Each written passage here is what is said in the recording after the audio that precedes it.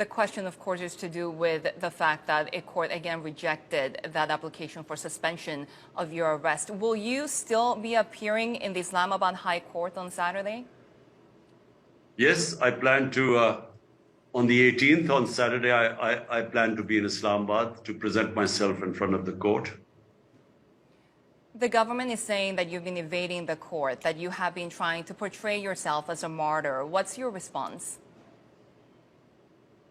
Well, the government, I'm afraid, wants to put me in jail, whatever.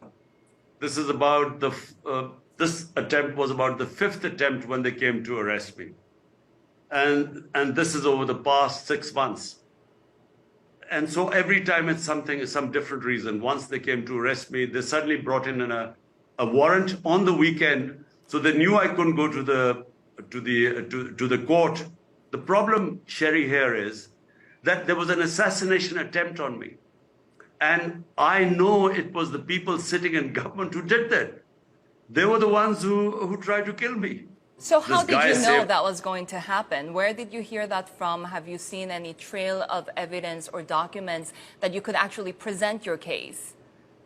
So I was in power for 3.5 years. The intelligence agencies were working under me. So from them, I got the news that this plan was coming. The tensions right now within your country happening because of the importance of early elections to you.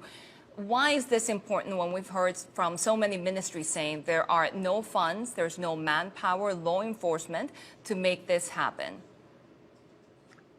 You know, the reason why the government is saying this is because they're petrified of elections.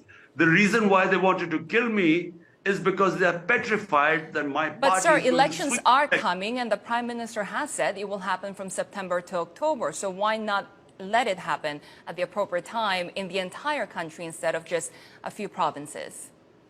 No, look, the 2 provinces that my party was in power is 64% of Pakistan.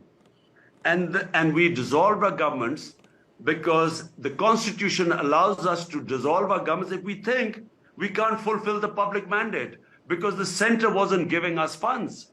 And we couldn't go to our people and what we had promised them, like development and so on, we couldn't do it. So because we couldn't fulfill our mandate to the people, what we had promised, so we went for elections, which every democracy does it. I mean, every democracy, you have the right. In Britain, they had elections, 2 or 3 elections.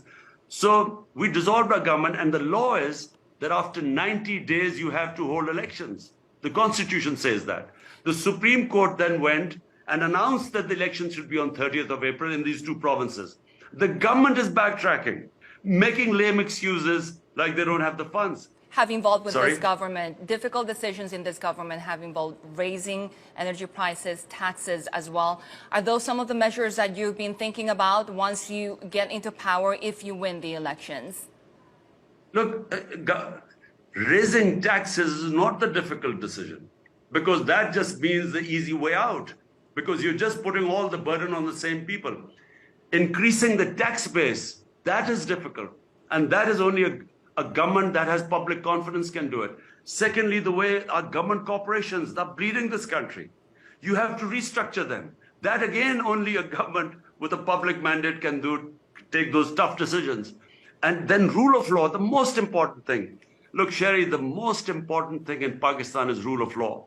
Unless you have a governance system and a justice system where the investors have confidence in contract enforcement, in the rule of law. Only then can you fight investors.